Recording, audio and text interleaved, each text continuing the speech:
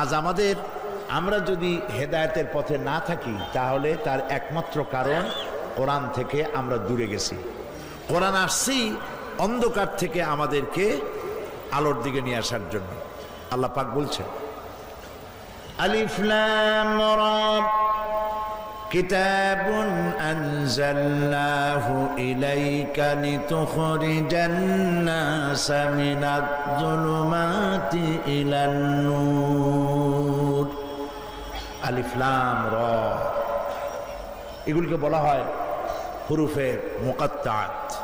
এই ধরনের অনেক অক্ষর আছে কোরআন শরীফ। আলিফ লাম মিম, ত সিন মিম, কাফ হা ইয়া আইন সাদ, ইয়াসিন, কাফ নুন, আছে না এরকম? সারা দুনিয়ার মানুষের মুখে আল্লাহ তাআলা লাগাই দিয়েছেন। এর অর্থ কি পৃথিবীর কেউ জানে না। সুবহানাল্লাহ, সুবহানাল্লাহ। কোরআন হচ্ছে এক আযীব কিতাব, আযীব এবং আযীম। যেমন আশ্চর্য, গোটা বিশ্বের মহাবিস্ময় কোরআন। আল্লাহু আকবার বলেন। গোটা বিশ্বের মহাবিস্ময় কোরআন। আল্লাহ রাব্বুল আলামিন কোরআনে কারীমের মধ্যে বলেছেন এই কাজটি হলো গোটা উম্মতের, আবার এই কাজটি হলো গোটা দলের। তোমাদের মধ্যে এরকম দল থাকতেই হবে।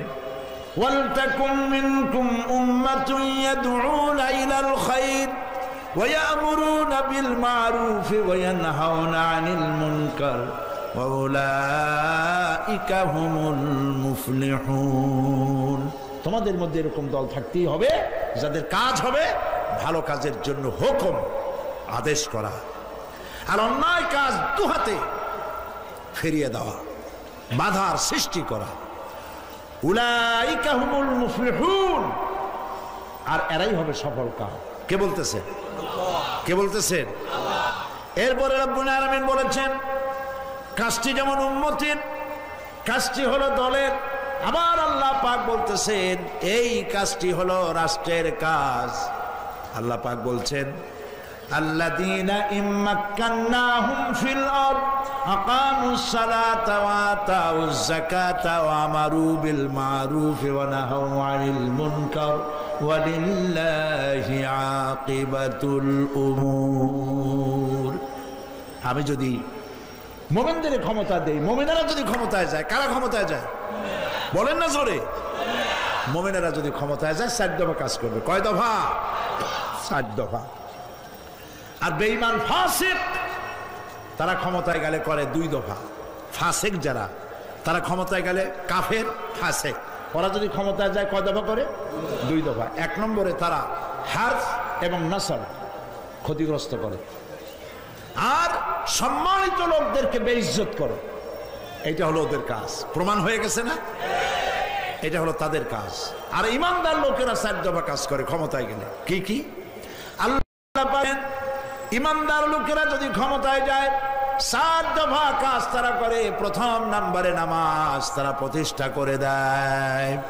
রাষ্ট্রীয়ভাবে হুকুম করা হয় নামাজ বাধ্যতামূলক।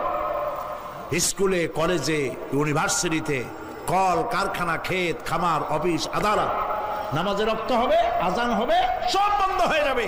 আগে নামাজ, আবার কাজ শুরু হয়ে যাবে। সুবহানাল্লাহ। মসজিদে আজান হয়, হাইয়া আলাস সালাহ, এসো নামাজের দিকে। পথচারী প্রশ্ন করতে পারে নামাজের দিকে আসলে কি হবে? মুয়াজ্জিন বেটা চিল্লাও কেন? মুয়াজ্জিন দ্বিতীয় লাইনে বলে হাইয়া আলাল ফালাহ, এসো কল্যাণের দিকে। নামাজের দিকে আসলেই তোমার কপাল খুলে যাবে। এসো নামাজের দিকে। গভর্নমেন্ট নামাজ বাধ্যতামূলক করবে, নামাজ পড়তেই হবে। চাকরিতে প্রমোশন হবে ঘুষের ভিত্তিতে না, চাকরিতে প্রমোশন হবে নামাজের ভিত্তিতে। কে কত ভালো নামাজ পড়ে, নামাজ পড়লে তো কত গঠন হয়। ইন্নাস সালাতা তানহা আনিল ফাহশাই ওয়াল মুনকার। আল্লাহ পাক বলছেন নিঃসন্দেহে নামাজ মানুষকে অশ্লীলতা এবং পাপাচার থেকে রক্ষা করে। তাও সুবহানাল্লাহ বলবো না? নামাজ পড়ি না বলেই তো এত শয়তানি আর বদমাশি হচ্ছে। নামাজের মতো নামাজ একবার পড়েন কপাল খুলে যাবে। সুবহানাল্লাহ। তো 1 নম্বরের কাজ হলো সরকার নামাজ প্রতিষ্ঠা করবে। আপনারা বলবেন নামাজ পড়লেই চরিত্র ভালো হবে। কেমনে কেমনে হবে? আপনি দেখেন থানায় আজান হয়ে গেছে। কোথায় আজান হয়েছে? থানায় আজান হয়ে গেছে, থানার মসজিদ। জোহরের আজান হয়ে গেল। আর ইসলামের নিয়ম হলো এলাকার যিনি বড় তিনি ইমামতি করবেন, রাষ্ট্রের যিনি বড় তিনি ইমামতি করবেন। মুহাম্মদ সাল্লাল্লাহু আলাইহি ওয়াসাল্লাম যতদিন জীবিত ছিলেন ইমামতি কে করতেন? আল্লাহর নবী করতেন। হযরত আবু বকর রাদিয়াল্লাহু তাআলা আনহু খেলাফতের আমলে ইমামতি কে করতেন? তিনিই করতেন। ওমর রাদিয়াল্লাহু তাআলা আনহুর সময় কে করতেন? তিনিই করতেন। রাষ্ট্রপ্রধানের, মুসলমান দেশের রাষ্ট্রপ্রধানের এই যোগ্যতা থাকতেই হবে, বিশাল জামাতের ইমামতি করার যোগ্যতা থাকতে হবে। এখন তো দুনিয়ার রাষ্ট্রসমূহের অবস্থা, যদি বলা হয় অমুক রাষ্ট্রপ্রধান ইমামতি করবে, মুসল্লিরা লা হাওলা ওয়ালা কুওয়াতা ইল্লা বিল্লাহ বলে উল্টা দিকে দৌড় দিবে।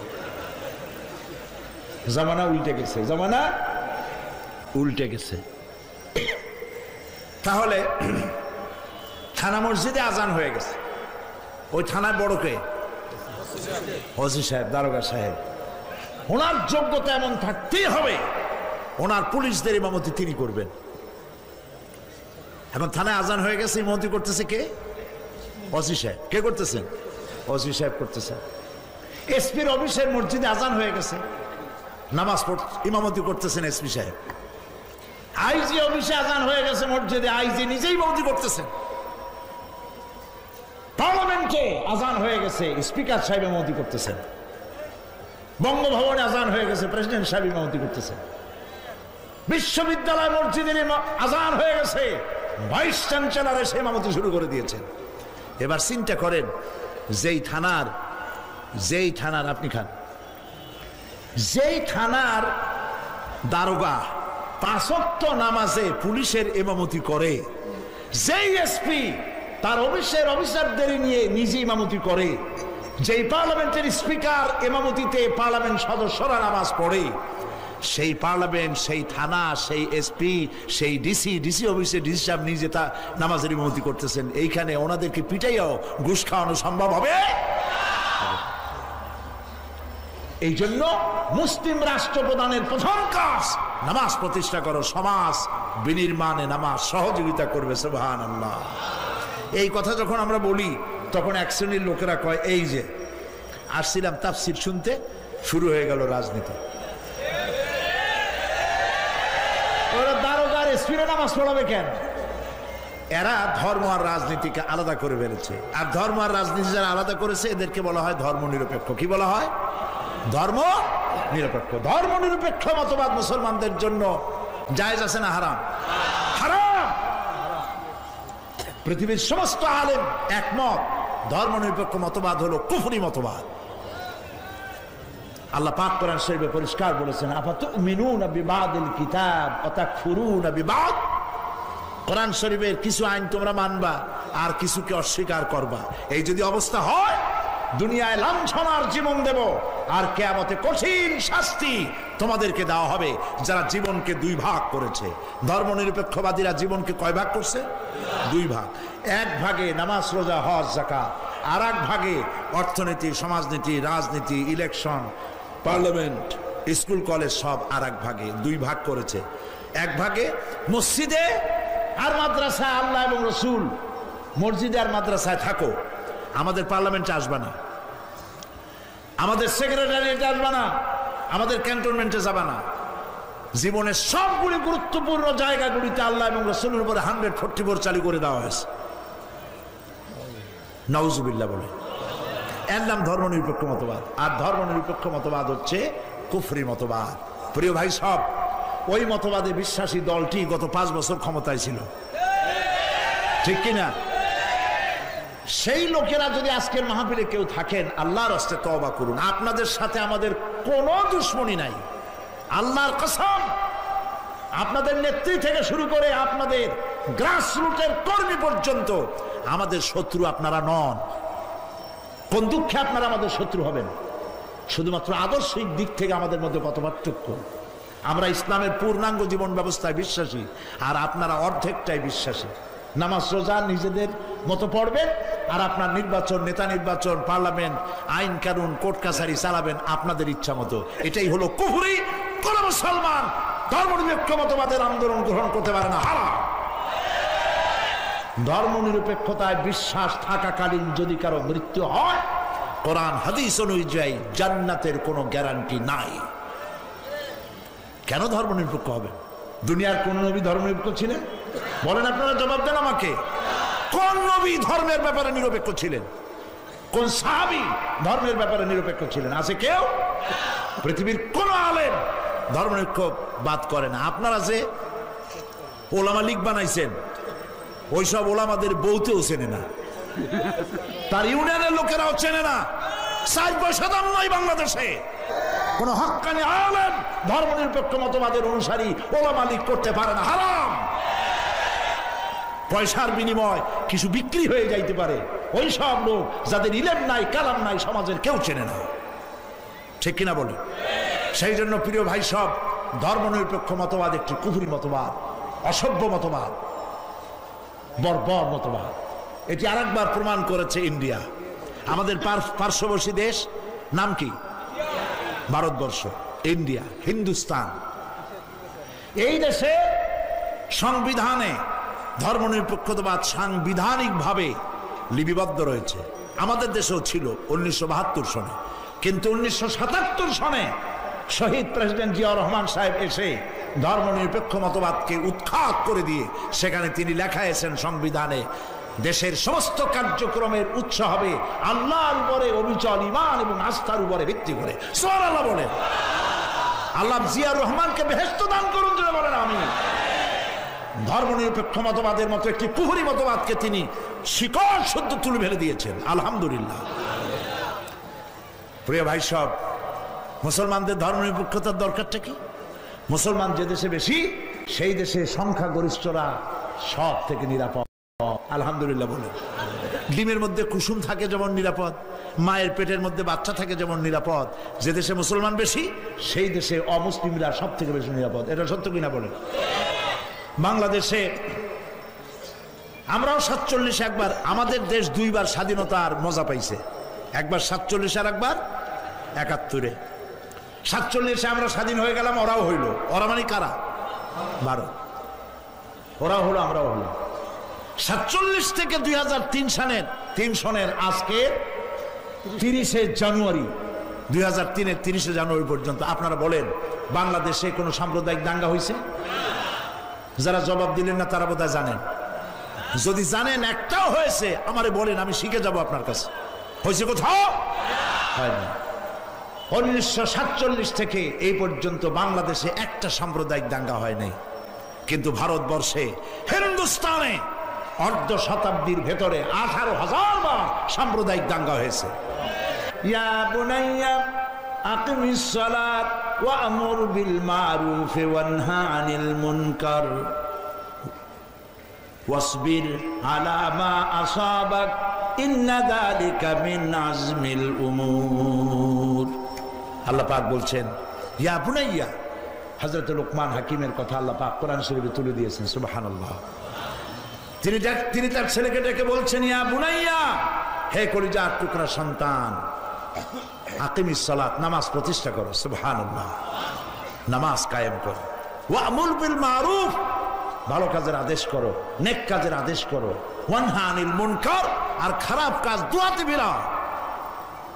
ওয়াসবির আলা মা আসাবাক, আর বিপদ আসলে ধৈর্য ধারণ করো। এই কাজটা হলো এমন, এই কাজ করতে গেলে বিপদ আসবে। এই কাজ করতে গেলে কি হবে? বিপদ আসবে। আপনি যখনই অন্যায় কাজের প্রতিরোধ করবেন বিপদ আসবে, তখন এই বিপদের সময় ধৈর্য ধারণ করতে হবে। বিপদের সময় কি করতে হবে? ধৈর্য ধারণ করতে হবে। প্রিয় ভাই সব, এই কাজটি করেছিলেন নবী করিম সাল্লাল্লাহু আলাইহি ওয়াসাল্লাম। নবী করিম সাল্লাল্লাহু আলাইহি ওয়াসাল্লাম এই কাজ করে ইন্তেকাল করলেন। হযরত আবু বকর রাদিয়াল্লাহু তাআলা আনহু, তিনি মুসলিম জাহানের খলিফা হলেন।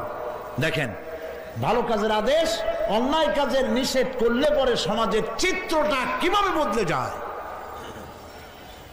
হযরত আবু বকর, তিনি হচ্ছেন খলিফাতুল মুসলিমিন, আমিরুল মুমিনিন। হযরত ওমরকে তিনি বানালেন বিচারপতি।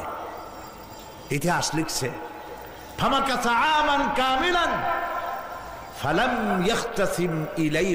ইয়াখতাসিম ইলাইহি ইসনান। একটা বছর পার হয়ে গেল, ইতিহাস লিখতেছে হযরত ওমরের বিচারপতি থাকাকালীন সময় হযরত আবু বকর রাদিয়াল্লাহু তাআলা আনহুর জামানায় একটি বছর পার হয়ে গেল, হযরত ওমরের বিচারালয় একজন মানুষ আর একজন মানুষের বিরুদ্ধে মামলা নিয়ে হাজির হলো না। হযরত ওমর হযরত আবু বকর রাদিয়াল্লাহু তাআলা আনহুর কাছে গিয়ে বলছেন, মা হাজাতা বি ইনদা কওমিন মুমিনিনা ইয়া খলিফাত রাসূলিল্লাহ সাল্লাল্লাহু আলাইহি ওয়াসাল্লাম। হে আল্লাহর রাসূলের খলিফা, এই দেশে বিচারকের দরকার কি? তিনি বললেন, কেন বলতেছে বিচারকের দরকার নেই? হযরত ওমর বললেন, একটা বছর অফিসে বসে থাকলাম, একটা লোক মামলা করতে আসলো না, আমার বিচারক মানে লাভটা কে? সে বাড়ি যে ঘুমাইতে অনেক ভালো। আপনি কি চিন্তা করতে পারেন এক বছর পৃথিবীর কোন দেশ আছে যে এক বছরে মামলা হয় না? আপনার কুমিল্লা দেখেন প্রত্যেক দিন কত মামলা জমা হয়, হাজার হাজার মামলা জমা হয়ে যায়, ঠিক কিনা বলেন? প্রিয় ভাই সব, হযরত আবু বকর রাদিয়াল্লাহু তাআলা আনহু বলছেন, আচ্ছা মামলা হলো না কেন? আপনি কি মনে করেন কেন মামলা হইল না? হযরত ওমর বলেন, আমি চিন্তা করেছি মামলা না হওয়ার কারণ হলো দীনুহুমুন নাসিহাত।